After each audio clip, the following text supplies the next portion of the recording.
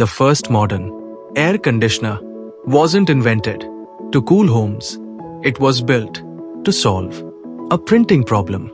The year was 1902. American engineer Willis Carrier was working on a problem for a printing company. In Brooklyn, humidity was causing paper to expand and contract. That meant the colors weren't lining up properly on printed pages. Carrier realized that if he could control the temperature and humidity, the printing process could become much more consistent. So he designed a system that could cool air and control its moisture. And in 1902, the modern air conditioning system was born.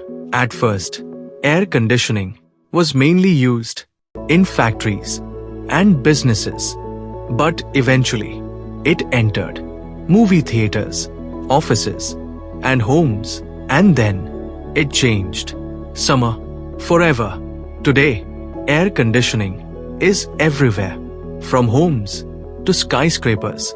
So the next time you turn on your AC, remember, it wasn't created for your living room.